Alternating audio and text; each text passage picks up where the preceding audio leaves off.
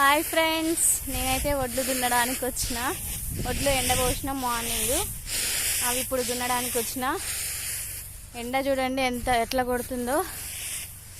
ఎండ బాగా కొడుతుంది, 2 అవుతుంది అయినా చూడండి ఎంత కొడుతుందో ఎండ.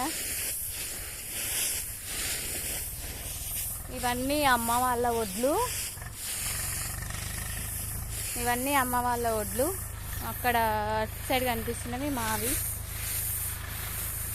ఇవి దున్న తర్వాత అమ్మ వాళ్ళ దున్నుతా.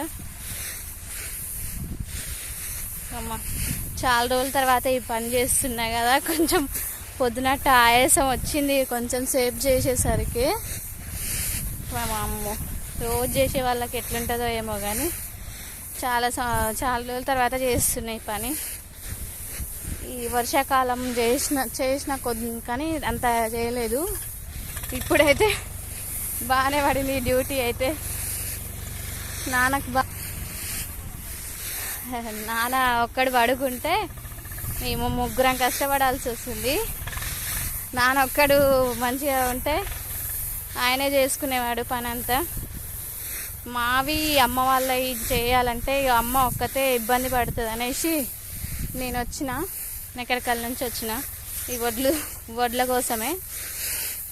అబ్బా దెబ్బకే ఆయాసం వస్తుంది ఈ పని చేయాలంటే. చిన్నప్పుడు బాగా చేసినాం కానీ చాలా రోజుల తర్వాత ఈ పని మళ్ళీ చేస్తున్నాం. చిన్నప్పుడైతే ఇక ప్రతిదానికి స్కూల్ హాలిడేస్ వస్తే కథం పనికి పోయేది, పత్తేర పోవడం, ఈ వడ్ల కాడికి రావడం. బాగానే చేసినాం పని అయితే.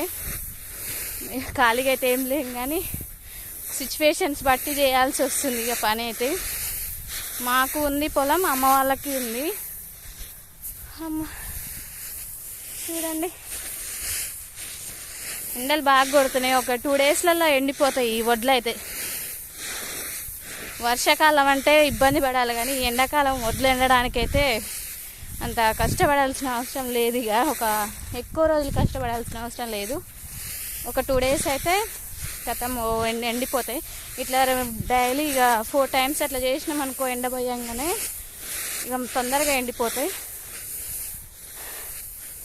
మీరు ఎప్పుడైనా ఈ వడ్లు ఎండబోసుంటే కామెంట్ బాక్స్లో కామెంట్ చేయండి. నెగిటివ్ కామెంట్స్ మాత్రం చేయకండి. వీడియోస్ కోసమే ఈ పని చేస్తున్నాను. వీడియోస్ కోసం అయితే అస్సలు కాదండి, కంపల్సరీగా చేయాల్సిన పనే. కాకపోతే నేను వీడియో తీసుకుంటున్నాను అంతే. అమ్మ అక్కడ పొలం దగ్గర వరి కోయిస్తుంది, అమ్మ వాళ్ళదే. ఇప్పుడు వడ్లు తెచ్చి పోసిండ్రు దున్నుతున్నందుకు.